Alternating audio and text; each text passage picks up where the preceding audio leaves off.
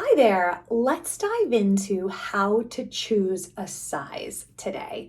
So, one of the most frequently asked questions I get asked is, how do I choose a size for a sweater I want to make when I have no idea what all of these numbers and measurements mean? I want to make sure my sweater fits me perfectly. How do I choose a size? This is very common, and I completely understand because you're going to invest a ton of time into making your sweater and money potentially, depending on which yarns you choose to complete it. So we want to make sure that all of that time and effort and money is not in vain, and that you actually create a sweater that fits you how you want it to fit and is something you're really excited to wear. So let's dive into it. I'm going to use the Lotus Sweater as an example here today. This is a beautiful pattern that comes in a wide range of sizes. So most, if not all, of the knit collage patterns that we offer come in a very large size range.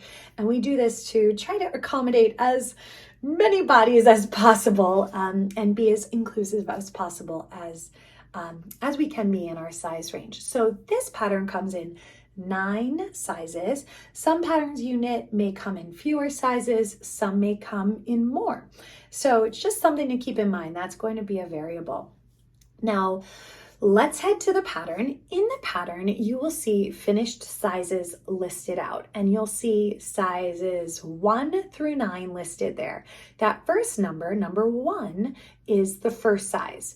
The second number in from the left is 2, and that's the second size.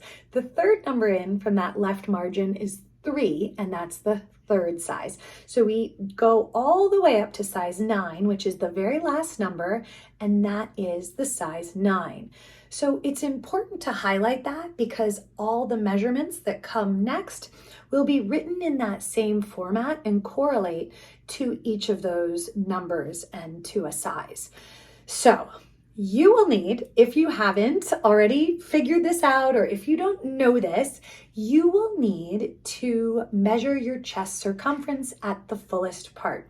So go ahead and take a tape measure and measure your chest at the fullest part. If you need help, you need a hand, grab a partner, or a friend, or a child, sibling to help you out here, and go ahead and take that measurement. Okay, heading back to the pattern, you will see a set of numbers underneath the listed out sizes. That first number is 40 inches, and that is 40 inches finished chest circumference. So that is the finished measurement after you finish your sweater for a size 1. That correlates to size 1. The next number in is 43.75, so 43 3/4 inches finished chest circumference, and that correlates to a size 2.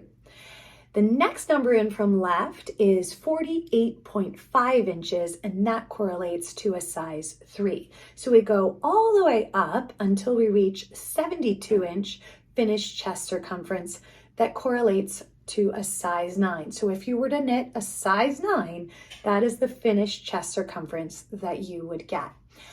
Now, these are super important in choosing which size you decide you want to make.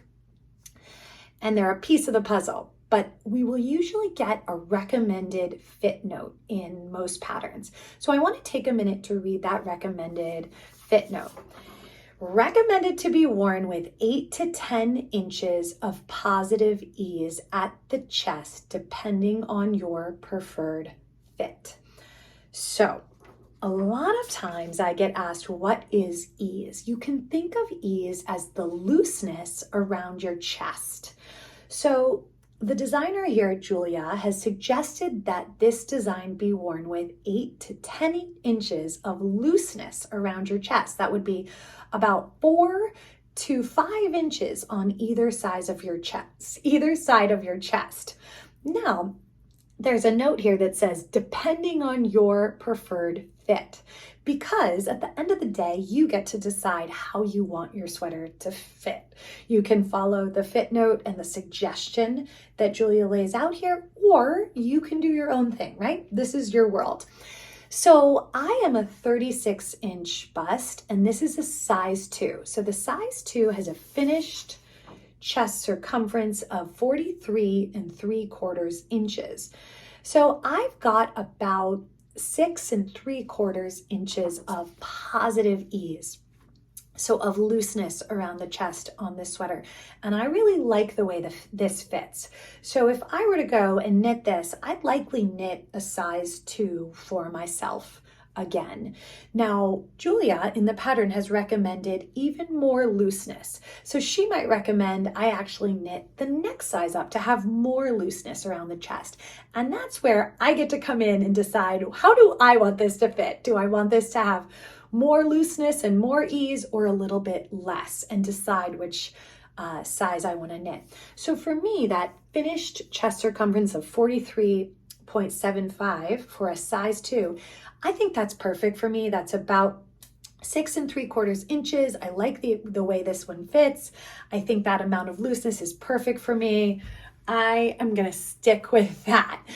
Now, if I really wanted the pattern to fit as Julia suggests, with that 8 to 10 inches of positive ease, I could go up a size if I wanted to. So it's totally up to you to decide which size you want to make with which amount of ease, which amount of looseness you want in the sweater. But that is how we choose the size. Now let's do an example here. Let's say you have a 40-inch bust and the pattern calls for 8 to 10 inches of positive ease. So what I would do is take that bust size and add 8 to 10 inches. So that gets me to 48 to 50 inches is the finished size I'd be looking at if I wanted to have that much ease. So in that case, I would be looking at a size 3, which is 48.5 inches of the finished measurement, or a size 4, which would be 52.25 inches finished chest circumference. So both of those two sizes would work. The size 4 would give me a little bit more ease. It would give me about 12 inches of ease versus the 10 that's suggested. And then the size 3 would give me 8.5 inches of positive ease. So that one's probably more in line with what I would suggest. I'd probably suggest, if you're in between sizes on this particular design, to go down a size. I like this with a little bit less ease, as I mentioned before, with the size I wanted it, but it's completely up to you to decide how you want this sweater to fit, and any sweater that you go about and make. So that is reading sizes and choosing sizes. You will need your chest circumference, and then you will take the fit note and the recommended ease to come up with a size that you are excited about, that you feel confident will fit you in the right way that you want the sweater to ultimately fit. Now, one thing to note here is throughout the pattern, if you've chosen, let's say you've chosen a size 4, you're always going to follow the instructions that pertain to that size 4 throughout the entire pattern, that 4th number in from the left-hand side. And that's just an important thing to note, especially in patterns that have a ton of sizes. It can be a lot to keep track of, and it's super important you follow the instructions for your size throughout the pattern. And if you're unsure about how to do that, I want to encourage you to watch the Learn How to Read a Pattern video.